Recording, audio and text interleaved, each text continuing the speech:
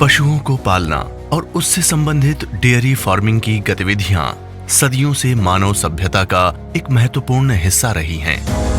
भारत की लगभग 60% आबादी आज भी आजीविका के लिए कृषि पर निर्भर है।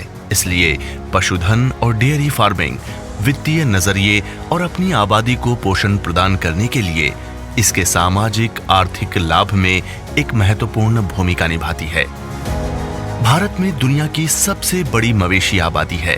अनुमान है कि 2021 में ये लगभग 30 करोड़ 50 लाख थी, यानी कि ये दुनिया की पशु आबादी का लगभग 30% थी। 2021 में ही भारत, ब्राजील और चीन के पशुओं की आबादी दुनिया के पशुधन का लगभग 65% थी। इस वजह से भारत दुनिया का एक अग्रणी दूध उत्पादक देश है। भारत में डेयरी फार्मिंग पिछले 50 वर्षों में कृषि जीवन शैली के एक पेशेवर रूप से प्रबंधित उद्योग के रूप में विकसित हुई है। हालांकि भारत में अधिकांश डेयरी किसान अभी भी पारंपरिक तरीके से छोटे पैमाने पर ही जानवरों को पालते हैं, लेकिन इन किसानों की उत्पादकता को उन्नत वैज्ञानिक तकनीकों जैसे कि पशु प्रजनन, पोषण और नस्ल आधारित पशु चयन आदि से बढ़ाया जा सकता है, जिससे दूध की उत्पादकता में वृद्धि संभव है और इससे किसानों की आय बढ़ाने में मदद मिल सकती है।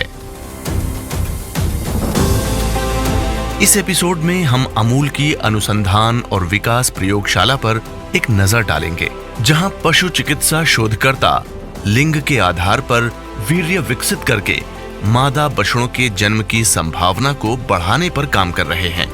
ये अनुसंधान लाभकारी साबित हुआ है। इससे वैज्ञानिकों द्वारा विकसित वीर्य ने 90% से अधिक सफलता दर हासिल कर ली है। हम पशु चारा कारखाने का भी दौरा करेंगे, जो डेयरी सहकारी समितियों को पौष्टिक और जैविक पशु चारा उपलब्ध करवा रहा है और साथ ही मवेशियों में उत्पादकता को कम करने वाली एंटीबायोटिक दवाओं के हानिकारक प्रभावों को कम करने के लिए नस्ल आधारित पशु सप्लीमेंट्स का निर्माण भी कर रहा है।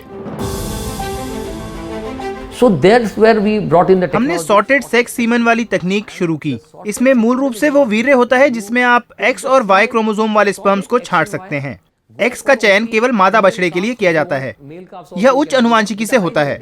हमने लगभग 1.5 साल पहले 31 अक्टूबर 2020 को इस कार्यक्रम को शुरू किया था और मुझे यह बताते हुए खुशी हो रही है कि अब हमारे पास इस तकनीक से पैदा हुए 1500 बछड़े हैं और ये सभी मादा हैं।